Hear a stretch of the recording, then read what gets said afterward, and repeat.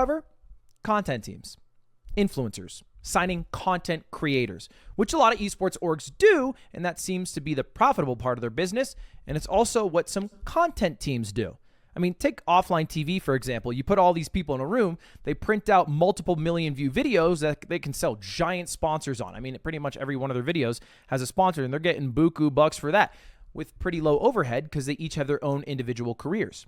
Now, imagine you could combine the content team of OTV with maybe the more rigid structure of an esports org, and you end up with something like OTK, One True King, a streamer-backed esports org that doesn't really do esports. I mean, they had a team in World of Warcraft, but they dropped the team. So they're pretty much just sticking with the good old-fashioned content creator route, which is smart because they're not only able to sell sponsors on the watch hours of all the people inside the org, they're also able to sell things directly to consumers with businesses they start, like Starforge Systems. I mean, imagine if I had swipe bidets and then I have a Starforge PC that I'm streaming out of currently.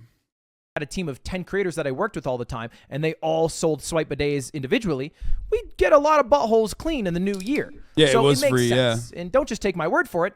Let's look at the most popular Twitch teams by hours watched. Obviously, G Fuel at the top. They have 671 creators. This is literally XQC. The number for Luminosity is that high because of XQC.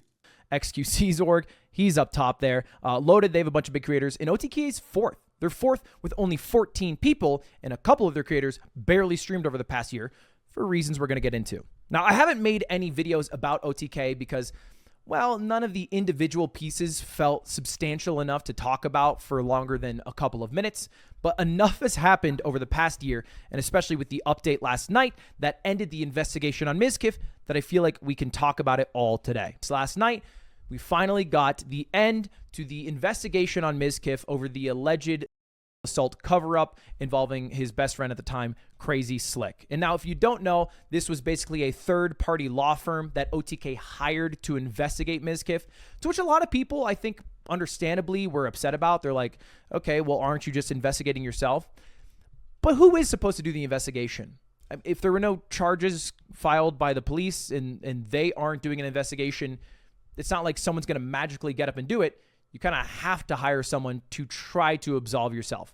But even if we just ignore the entirety of the investigation, I think it's pretty safe to say that a lot of the allegations made in the original tweet by Trainwreck were outright false. I covered this in a video I made yesterday called I Lied, but if we just go over it one more time again, there was no blackmail. Not an iota of blackmail was seen. When Train said, "Are you going to send Maya and Mitch to cover up assault?" Maya said on a stream that she would have gone on her own volition. And then as far as the one thing that did age really poorly and that was pretty bad of Mizkif, aka this clip, well, let's just play my reaction here. Single person that we used to hang out with that doesn't hang out with Slick anymore because of what happened. I actually think there's literally none. Because the reality is, worst comes to worst of it, it's like... You know he timed that. You know he did that on purpose. He did the water thing on purpose. Harassment, right? I mean, like, no one, of what you can deem of it, it's harassment, whatever. Now, this was a clip from Miz that was on his alt stream that didn't sound so nice in the moment, and this is what I said about it. At a low scale, it's not really a big deal. I don't think people really gave a shit. This is Miz speaking way too candidly and way too stupidly about sexual assault, saying it's low scale, like there's a tier list that we have to drop every year on sexual assault. We need to rank S tier. What is sexual assault? We need to rank F tier. And I lambasted him a bit for that comment because it was pertaining to sexual assault, which is like a big deal. But I was wrong. He wasn't talking about sexual assault at the time. It was only known that Crazy Slick, his roommate at the time, harassed Adriana. That's based off her words. Listen to this. I've only recently figured out and found out, especially without sitting, that it's sexual assault. So I feel like that covers it. I'm just playing that clip. Okay, all the stuff was known at the time. I talked about this pretty extensively, okay? All the stuff was known at the time. I talked about this pretty extensively. The expectation of, like, a normal person is a valid one, right? To be careful enough to make sure that you deal with this in a delicate way because it is a delicate matter is an understandable and normal one. I don't think it's, like, above board. I don't think it's beyond. I also maintain the position that you can be a good person overall, which I believe still to this day, Maya is a good person overall, who did something in that moment, intentionally or unintentionally, that was bad. This was my assessment on the situation. And personally, I told you guys this. Like, I love Maya. I think Maya is a great person overall. She did a wrong thing there. And she recognized that she had done a wrong thing. And she very quickly owned up to it. And also said that, she should not have done it. She should not have gone there.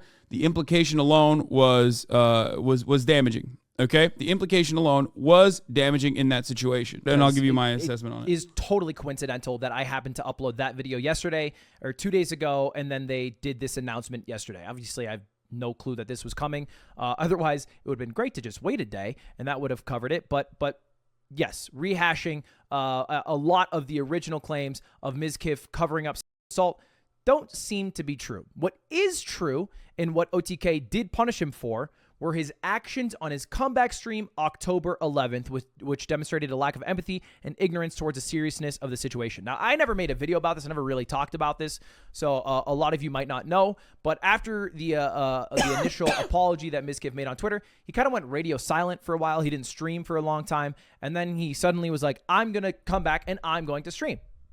Fine. That's up to him. The investigation wasn't over. It was going a while. He missed streaming. But his comeback stream was, to put it lightly, embarrassing. It started with an hour of him basically stalling because Hasan and XQC were both reacting to him to try to see what he was going to say about the investigation or what he was going to say about the entire situation. And Mizkif, in response to this, played Super Mario 64 and said, I'm going to keep playing until you guys stop watching me. And they didn't. So then he eventually ponied up, and then he said, I have no news.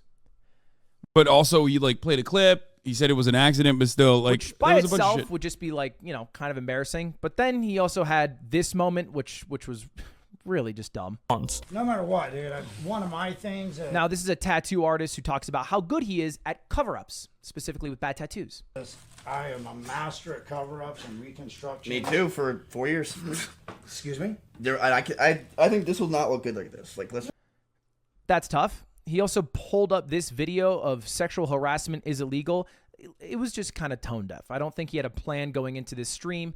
And although it doesn't seem like anything involving a you guys throwing huzz and what, dudes? We watched this happen live. He did that live. You should know this already. That, in my opinion, was the worst thing he could have done. That, in my opinion, is the worst thing that he did. Obviously, other than the impact I'm talking about. The impact that his actions had on the entire streaming community in Austin by, allowing Crazy Sleek to continue running rampant. As far as apologies goes, as far as saying you're in the wrong or taking responsibility of your actions, it's just that is just unacceptable. Cover up was true. It is true that he made an inappropriate joke about sexual harassment and that he had some unsavory clips and random calls and generally I just don't think handled it as well as he could have or should have. And I think it's pretty clear that my boy Stans had the better path of what you should do in that position. And you just go, hey chat, I've been gone for 3 weeks thinking about everything that's happened. There's an investigation going on, so I can't say anything about it. I hope to give you guys the truth, but in the meantime, I am out of OTK on whatever. I'm going to be streaming like normal so I can make money to pay my... sponsor Stans, very good take here. But also, the entire point in that circumstance is for Mizkif to take ownership of his actions, whether intentional or unintentional. And if you turn around and instead of taking ownership of it like Maya did, instead when you do this kind of thing, okay, when you're in the wrong, you're not showing that you understand the seriousness, the severity of the situation. This is not like a cancellation because Mizkif said something wrong or mean, okay? Notice how, I don't even know, Ludwig's probably not even going to bring up the logs or whatever that were re-released, okay? And I am not talking about that either. You want to know why? Because people can do wrong things, bad things, okay, be racist in the past, and change their ways, okay? Everybody understands that. But what matters in that situation is taking accountability, taking ownership of that, which Mizkif has in that regard. at least. Super mature, Stan's a smart guy. He's someone who I go to for a lot of the things that I need to do. In response, again, to Miz acting inappropriately during this stream and in the wake of all the drama, OTK has decided to remove his board duties effective immediately and place him on monitored probation, which is basically just them saying, hey, we're going to punish him because we acknowledge that it was bad, but we're not going to kick him off. And I think, honestly, if Mizkif wasn't such an important piece of OTK for the first year and a half of its creation, I mean, every big stream was on his channel. He was really carrying the org on the live stream front. He probably would have been kicked off. Straight up. If he wasn't that valuable, they probably would have booed him for just how he handled it. Because if there's a clear goal with OTK here, and it is to remove the bad connotations for the bad things that have happened with some of the org's founders from the org's like idea in public conscious. But basically trying to clean up their image, right? To put it simply. I haven't seen Mizkif's new apology video yet. He is live as of today. I assume this is going to be good. There is no way in hell that this will be bad. I assume long time for him to be able to cook this up. Okay, we'll watch in a second. I want to see the moist video. Yeah, and Mitch to kind of backpedal real quick though. I don't think anyone was like initially talking about OTK investigating themselves, because they did immediately make it clear they were sending it off to the Jackson Walker LLP, or a third-party investigation firm. I think the reason why people are saying that now is because they didn't publicize the results.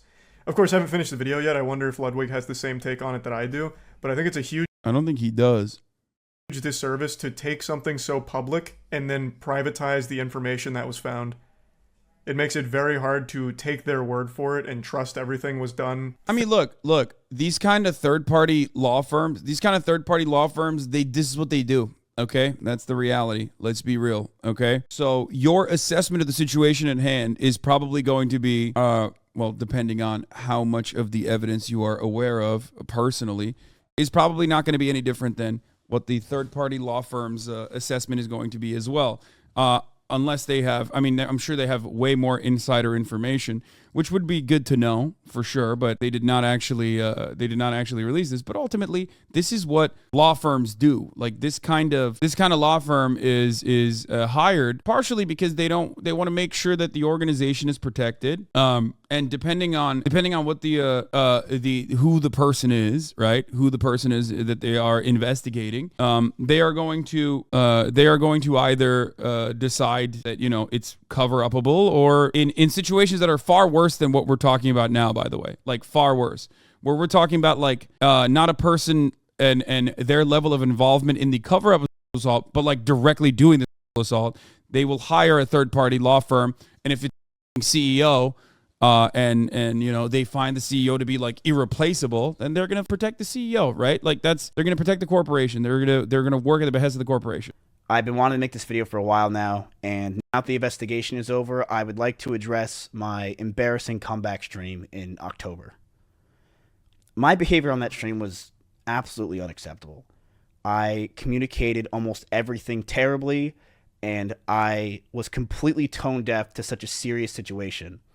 And I'm so sorry for how I acted. It was completely insensitive. I want to apologize to everybody, but especially victims of sexual assault. The way I behaved was horrible, and I will be better, and I will learn from this situation. I want to be better not only for myself, but for my audience. And I want my influence on this world to be positive. And I don't want anybody to deem the way I acted. I mean, yeah, even if he's reading from a script, it doesn't matter.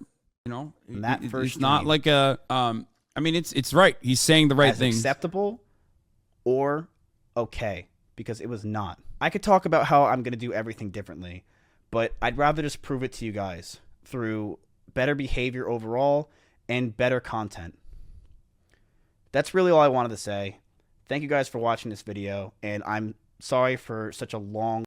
Yeah, Miskids don't realize, like, his fan base doesn't realize that, like, when you come in and like say unhinged, you don't make Mizkif look good. You make him look bad. Like you're not making him look good, because like I mean, I don't want him to fuck up. But when you come in here, you make it seem like, you know, he is completely relentless, or at least you are completely relentless and act like he didn't do anything wrong. But yeah, no, of course he's gonna write a script, guys. Come on, you saw how he was unscripted last time. I don't think there's an issue with that. Come on, dude, this is a big, you know, I would rather have him apologize correctly, and more importantly than that, take atonement for his actions, and not repeat like this ever again, and you know, take responsibility for what he did, rather than you know, not do that.